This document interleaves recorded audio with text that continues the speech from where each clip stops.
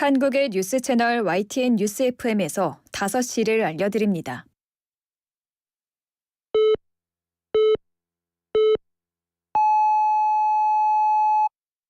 기사 넘어 세상을 전합니다. 신율의 뉴스 정면 승부 지금 시작합니다.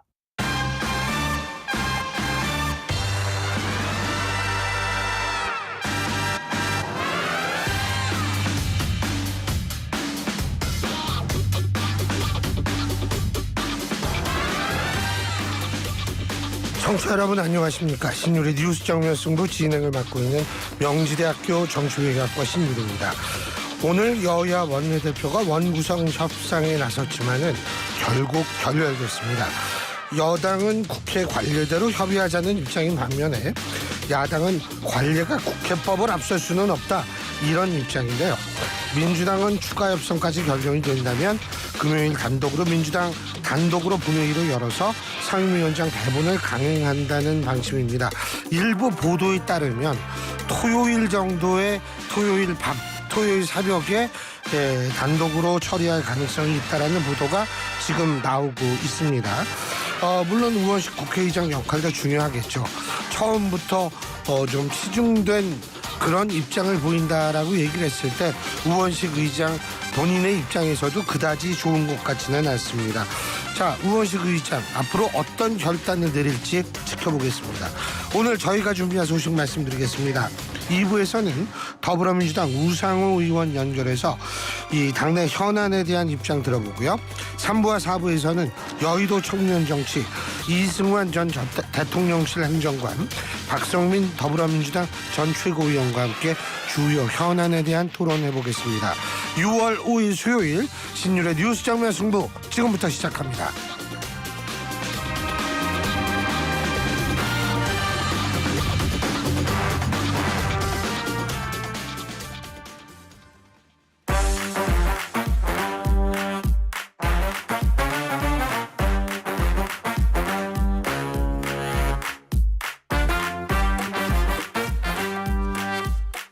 언제나처럼 신율의 뉴스 정면 승부, 오늘 하루 있었던 정치 뉴스 여러분들께 말씀드리고 함께 생각해보는 뉴스 인앤아웃으로 시작할 텐데요. 오늘도 이우영 아나운서 함께 하겠습니다. 어서 오십시오. 안녕하세요, 이우영입니다. 예. 오늘 진짜 덥더라고요. 네. 내일은 더 덥다며요. 오늘이 또 그 앞에 홍단영 캐스터 말대로 망종이라고 하는데, 망종이 뭐예요? 이게 곡식을 빨리 찾아봐요. 망종. 네. 망종이란 벼보리같이 수염 있는 곡식의 종자를 뿌려야 할 적당한 시기를 말한다고 합니다. 좋은 얘기네요. 네. 나는 망종 그래가지고 별로 안 좋은 거 있잖아요. 그렇죠. 또 망자가 들어가면 또 괜히. 그래서 그런 거 줄 알았더니 아주 좋은 거네. 네. 오늘이 그런 좋은 날이에요. 게다가 환경의 날입니다. 오늘 좋은 날에 뭐예요? 근무하죠. 근무. 네. 내일은 뭐예요? 뉴스앤뮤직 함께합니다. 뉴스앤 그 뮤직을 참 좋아하죠. 그럼요. 네. 뉴스앤뮤직 싫으면 안 해도 돼요. Music is my life. 네. 뮤직 그 누구 노래죠? 임정희 씨 노래입니다. 네. 맞아요. 세대 차이가 나서. Music is my music. 그만. 네. Music is my life가 우리 세대는 팝송이었었는데 그게 또 그랬구나. 그런가요?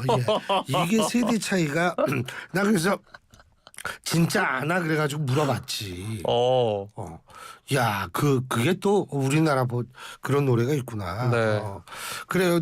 그러면 내일 하루 종일 뉴스앤뮤직만 하고. 하루 종일은 아니고 이제 저녁 시간대 제가 하고요. 저녁 시간대. 네. 오늘은 또 환경의 날이니까 여러분, 오늘 환경의 날이니까 오늘만큼은 또 일회용품 사용 줄이시라고 말씀을 드리려고 했는데 저와 교수님부터 일회용품 사용을 줄이도록 하겠습니다. 네. 이거 지금 사가지고 올라왔어요. 이 컵 내일까지 사용하도록 하겠습니다. 네. 그럼요. 아까 그 닦는 거 보겠어요, 내가 이따. 네, 알겠습니다. 그래요. 참. 여러분 의견 있으시면 우물정 0945 샵 0945로 문자 보내주십시오. 짧은 문자 50원, 긴 문자 100원의 유료 문자고요. 여러분이 보내시는 문자 내용 저희가 방송에서 충분히 반영하도록 노력을 하겠습니다. 자, 그럼 오늘 어떤 얘기부터 해볼까요? 네, 여야의 원구성 합의가 불발됐다는 소식, 그리고 국회의장이 선출됐다는 소식 같이 다뤄보도록 하겠습니다. 국민의힘과 더불어민주당 이번 22대 국회 원구성을 놓고 협상을 이어갔으나 예. 이견만 확인을 했다는 소식입니다.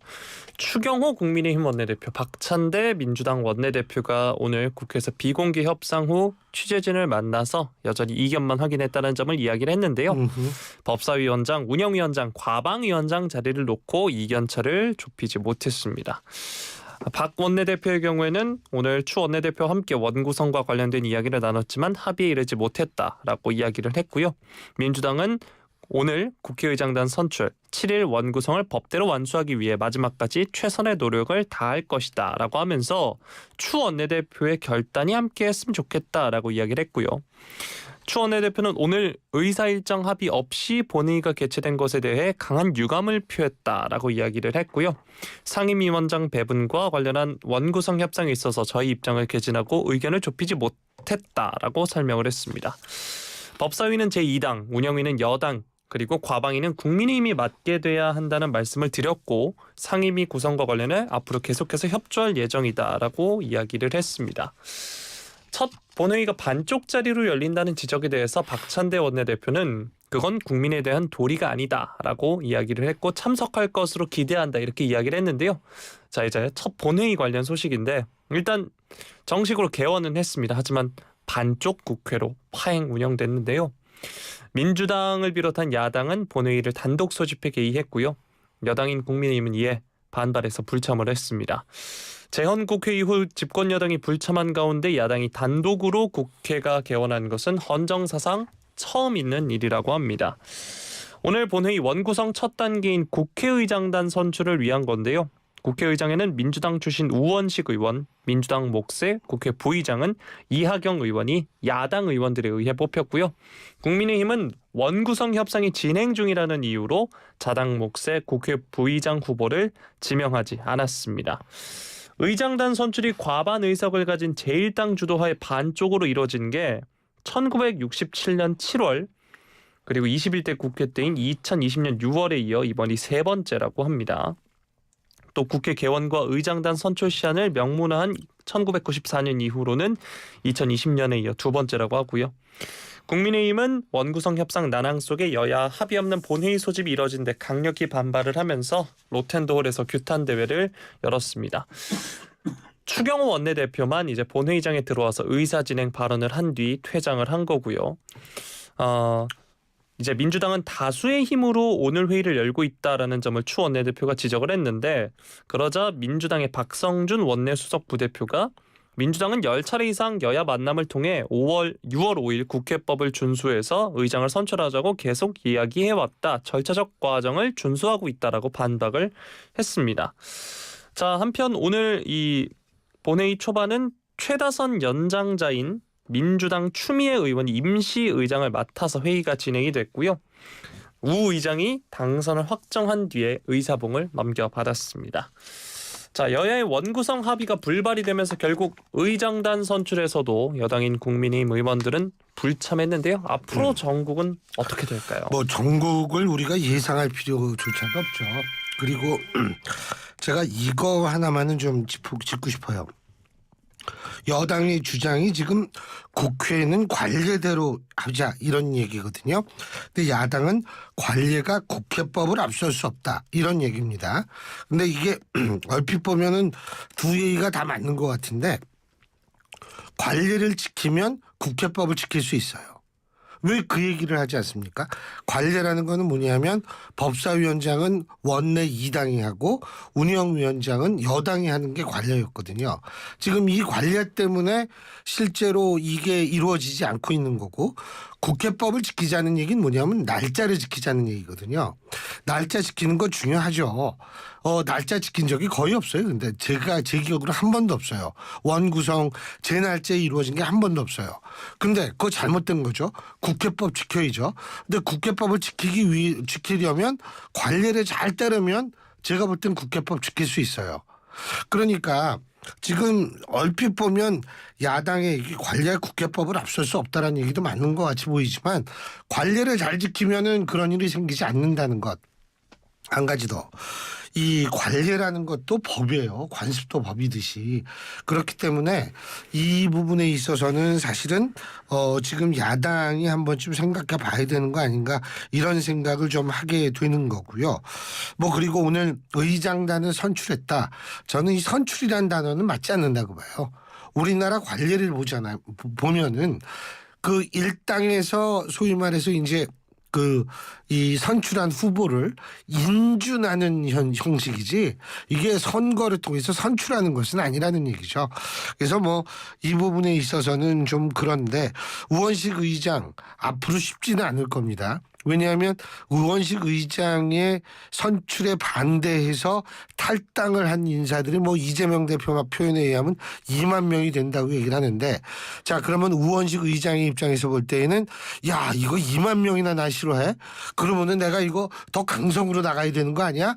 라고 생각하든지 아니면 뭐냐면 아 그래 이왕 그렇게 싫어하는데 역사에 남는 의장이나 한번 더 보자라고 생각하는지 이것은 우원식 의장의 결단에 따른 결단에 달려 있다 이런 생각이 듭니다. 그것에 따라서 22대 국회가 어떻게 흘러가는지 좀 지켜봐야겠죠. 네. 자 다음 소식 살펴보도록 하겠습니다. 문재인 전 대통령 배우자 김정숙 여사가 어제 자신의 2018 인도 타지마할 방문을 셀프 초청 등으로 규정하면서 공세를 펴는 여권 관계자들을 상대로 법적 대응에 나서기로 했다는 소식인데요. 문재인 정부 국정상황실장을 지낸 민주당 윤건영 의원이 국회 소통관에서 기자회견을 열었습니다. 대통령 배우자의 정상외교 활동과 관련해 근거 없는 악의적 공세를 하는 관련자들에 대해 김 여사가 정식으로 고소할 예정이다라고 전했습니다. 전임 대통령 배우자가 공적 지위를 갖고 있다고 해도 이런 가짜뉴스를 묵과하는 것은 우리 사회와 정치 발전에 도움이 되지 않는다. 이런 고민 속에 무겁게 내린 결정이다라고 이야기를 했고요. 고소인은 김 여사 본인이 될 것이다 라고 이야기했습니다. 자, 또 문재인 정부 청와대 출신 다른 야권 인사들도 여권의 공세를 적극적으로 반박을 하고 있는데 민주당 진성준 정책위의장 전 정부에서 정무기획비서관을 지냈죠. 여당이 치졸하기 짝이 없는 공세를 벌이고 있다 이렇게 비난을 했습니다. 여권이 산출 근거도 불분명한 기내식 비용을 두고 공세를 펴고 있다라고 하면서 긴말하지 않겠다. 정부는 즉시 2018년 김정숙 여사 인도 방문 기내식비의 산출 내역을 공개하라라고 촉구를 했습니다. 여당 의원들이 김 여사의 인도 방문 당시 문체부와 대한항공이 체결한 수의계약서를 토대로 기내식비가 6,292만 원에 달했다는 주장을 내놓자 근거 없는 공세라면서 세부 항목 공개를 요구한 거고요. 이어서 윤 대통령 해외 순방비의 구체적 내용도 공개하라라고 이야기를 했습니다. 네, 문재인 정부 청와대 정무수석 출신의 이철희 전 의원은 MBN 유튜브 방송에 나와서 김정숙 특검법의 경우 윤상현 의원이 당대표에 출마하기 위해 당원 정서에 호응하는 액션을 하려고 발의한 것 같다라고 하면서 민주당 차원에서 대응할 만한 거리도 못 된다라고 평가절하하기도 했습니다. 또 장경태 민주당 최고위원은 이 호화 기내식 논란에 대해 법적으로 무슨 문제가 있냐라고 발언을 했는데요. CBS 라디오에 나와서 워낙 황당한 일이라 당 차원에서 조사하거나 대응하고 있지 않다. 만약 사실이라고 해도 비싼 밥 먹은 게 부정과 부패에 연루되는 건 아니지 않는가라고 이야기를 했습니다. 그러면서 누구처럼 명품백을 선물 받았거나 이런 것이 아니라면 대응할 가치가 없다라고 이야기하기도 했습니다. 자, 이런 가운데 약 지금으로부터 1시간 반 전쯤에 문재인 전 대통령이 본인의 소셜미디어를 통해서 이런 의혹들에 대해 입장을 냈는데요. 정부 여당을 향해선 국정을 한다면 있을 수 없는 치졸한 시비다라고 지적을 했습니다. 점입가경으로 논란이 커지는 것을 보면서 가만히 있을 수가 없어서 몇 가지 기본적인 사실을 밝힌다라고 했습니다. 대통령 부부의 해외 순방 경비는 소관부처에서 예산을 편성하고 집행하고 청와대는 예산의 편성이나 집행에 일체 관여하지 않는다. 예산이나 경비에 의문이 있다면 소관부처에 물어볼 일입니다라고 이야기를 했습니다. 또 해외 순방 시 전용기 기내식은 일반 여객기와 마찬가지로 세트로 제공됩니다. 그러니 제공되는 세트 음식 외에 더 고급의 음식을 주문할 수도 먹을 수도 없다라고 하면서 초호화 기내식 의혹에 대해서도 해명을 했고요. 네, 그리고 순방에 소요된 기내식 총 경비가 많아 보인다면 그 이유 역시 소관부처나 기내식을 제공한 대한항공 측에 물어볼 일이다라고 이야기를 했습니다. 아내의 인도 순방은 아내가 원한 것이 아니다 이렇게 이야기를 했는데요. 세상에 어느 아내가 외교나 외국인을 만나는 일에 익숙하지도 않은 터에 멀고 먼 낯선 나라, 낯선 지역의 낯선 행사에서 주빈으로 참석해 군중 앞에서 축사까지 해야 하는 일정을 대통령인 남편 없이 혼자서 수행하고 싶겠느냐라 이렇게 반발하기도 했습니다. 인도 측의 요청에도 불구하고 본인이 갈 형편이 안 돼서 일단 문체부 장관이 방문단을 이끌고 가는 것으로 결정해뒀지만 인도 측에서 지속적으로 본인의 방문을 희망하니 한국과 인도 관계 발전을 위해 아내라도 대신 가는 것이 좋겠다라는 외교 당국의 거듭된 건의에 따라 아내를 설득해서 등 떠밀듯 가게 한 것이다 라면서 상황을 설명하기도 했습니다. 또 문 전 대통령은 게시글 말미에 김정숙 여사의 인도 순방 일정을 공개하기도 했는데요. 인도 측은 어떻게 생각하겠나라고 하면서 참 민망하고 한심한 일이다 이렇게 적기도 했습니다. 자, 국민의힘에서 발의한 김정숙 특검법을 비롯한 공세에 김정숙 여사가 직접 법적 대응에 나선다고도 하고요. 문재인 전 대통령이 직접 입장을 냈습니다. 김 여사의 대응과 문재인 전 대통령의 발언들 어떻게 들으셨나요? 특검에 대해서는 제가 이미 그다지 이 현명한 대응이 아니다. 제가 말씀을 드렸습니다. 이거 김정숙 여사에 대해서 특검을 한다. 그런 거는 전 이 국민의힘 본인들이 김건희 여사 특검에 대해서 대학 논리로 내세운 거 스스로 부정하는 거기 때문에 그거는 저는 합리적인 대응이 아니라고 생각하고, 그리고 제가 또 생각하는 것은 뭐냐면 지금 작년 11월에 아마 이 부분에 대해서 국민의힘 소속 서울시 의원이 소송을 건 것으로 알고 있거든요. 고소를. 그러니까 수사를 하는 걸 좀 기다려 볼 필요가 있다. 그리고 또 한 가지는 뭐냐면 지금 김정숙 여사가 그런 의혹을 제기한 국민의힘 관계자들에게 명예훼손 혐의로 고소를 할 것이다. 지금 이거거든요. 근데 첫째, 아직 특정이 안 돼 있어요. 누구를 고소할 것인지. 그리고 그렇기 때문에 이제 뭐 그거는 자신들이 이제 차차 뭐 자료를 모아서 결정한다고 하는데, 둘째 제가 말씀드리고 싶은 것은 뭐냐면 이게 명예훼손이 우리나라에 두 개가 있거든요. 사실적시 명예훼손이 있고 허위사실 유포에 의한 명예훼손이 있는데, 물론 제가 볼 때는 허위사실로 아마 걸 가능성이 높아요. 그러면은 일단 허위사실 여부부터 수사가 들어가야 되는 거거든요. 그렇게 되면은 우리 국민들이 궁금해하는 것들이 의외로 빨리 풀어질 수 있지 않을까라는 생각이 듭니다. 문재인 전 대통령이 얘기했던 부분 맞습니다. 문체부한테도 물어보고 자료 가져오라고 그러고, 외교부도 자료 가져오라고 그러고, 대한항공 측에서도 자료 가지고 오라 그러면 깨끗이 끝날 문제예요. 이 부분은. 그건 뭐 다 드러나는 거니까. 그러면은 배현진 의원이나 박수영 의원이 이 얘기한 그 근거, 이분들이 소설 가지고 한 거는 아니잖아요. 그러니까 그런 자료들을 종합적으로 보면 저는 이건 금방 드러날 수 있는 사안이라고 봅니다. 하지만 문 전 대통령이 이런 말씀을 하셨나요? 아내의 인도 순방은 아내가 원한 것이 아니다. 세상에 어느 아내가 외교나 외국인을 만나는 일에 익숙하지도 않은 터에 멀고 먼 낯선 나라, 낯선 지역의 낯선 행사의 주빈으로 참석하느냐, 축사까지 하는 이런 말씀을 하셨는데, 전 뭐 이 얘기가 틀렸다는 얘기는 아니에요. 단지 뭐냐면 지금 언론 보도에 따르면 김정숙 여사가 타지마할에 갈 때 문체부의 다른 공무원들은 비행기 타고 귀국하고, 타지마할에 함께 간 사람은 저기 그 도종환 문체부 장관과 장관 수행을 하는 공무원, 이 딱 2명만 가고 나머지 5명은 귀국을 했다는 거거든요. 그렇다면 이거는 또 원래 인도 측에서 요구해서 그렇게 한 건지, 소수만 오라고 그래서 그렇게 한 건지, 이런 부분도 설명이 돼야만 국민들이 갖고 있는 의혹들이 해소가 될 수 있고, 결론적으로 얘기하면 문재인 전 대통령, 김정숙 여사 억울할 수 있습니다.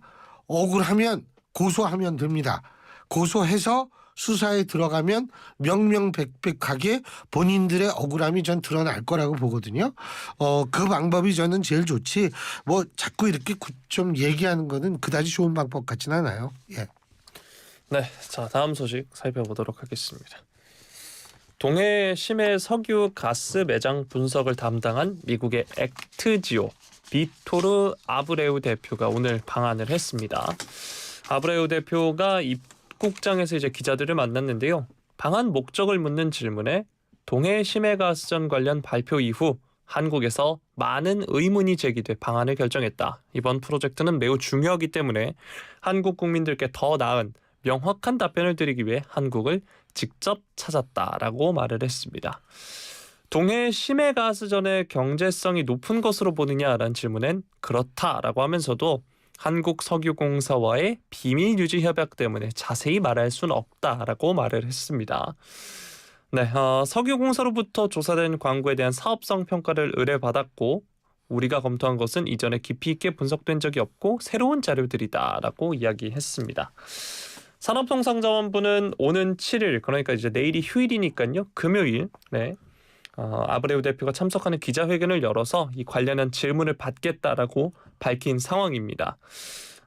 또 아브레우 대표는 방한 직전 기내에서 이 분야의 세계 최고 회사 중 하나가 액트지오다라는 점을 언론에게 인터뷰하기도 했습니다.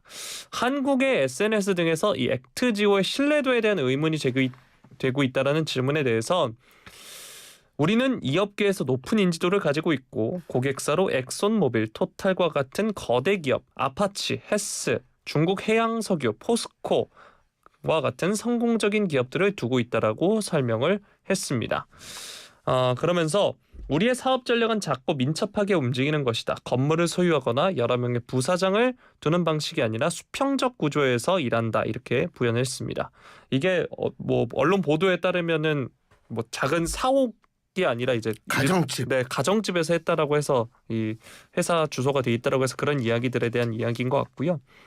또 자신을 둘러싼 자격 논란을 의식한 듯 2017년부터 미국 텍사스에 등록된 액트지오의 소유주라고 하면서 엑손모빌에서 고위 임원으로 은퇴한 후 2015년부터 컨설턴트로 경력을 시작해서 전 세계 심해 프로젝트에 관여하고 있다라고 말을 했습니다. 자, 동해 석유가스 매장 분석을 담당하는 액트지오의 대표가 방한을 한 건데요. 이 소식 뉴스인 부탁드리겠습니다. 여기서 제가 상당히 중요한 걸 하나 좀 지적하고 싶습니다. 이 액트지오라는 회사 지금 고객사로 포스코도 같이 들어가거든요.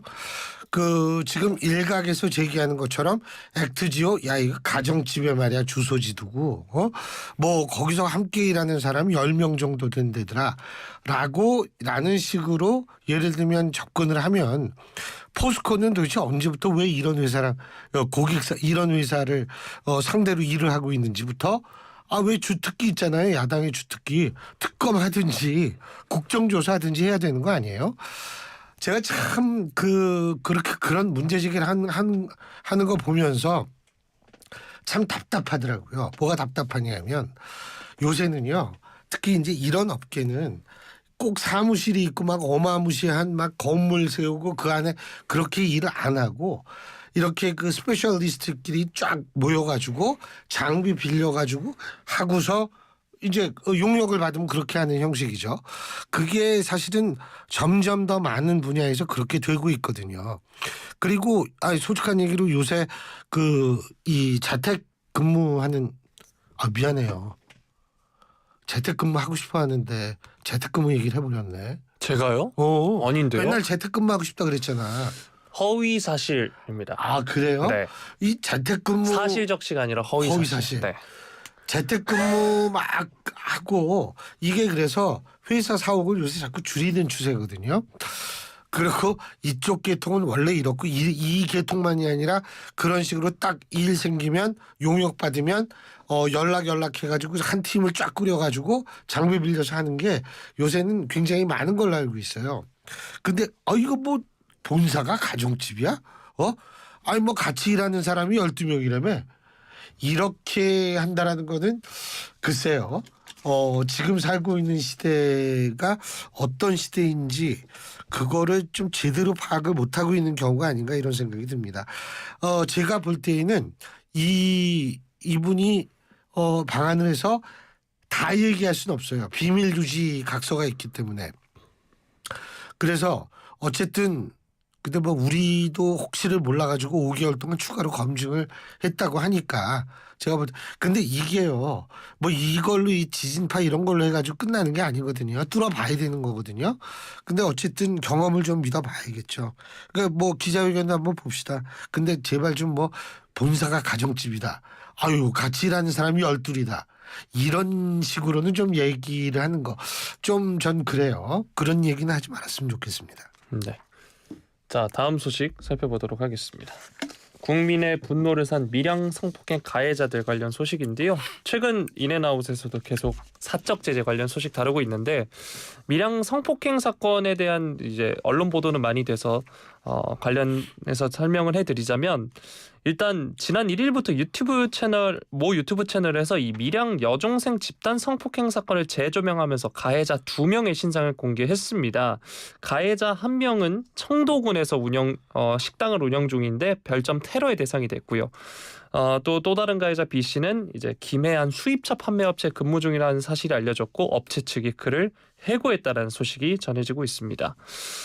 이 해당 유튜브 채널은 가해자 44명을 모두 공개하겠다 이런 입장을 밝히고 있는데요. 가해자들은 현재도 계모임 등을 통해 만나고 있는 것으로 전해지고 있습니다. 이 유튜브 채널은 현재 가해자 44명 모두의 정보를 확보한 상황이라고 합니다.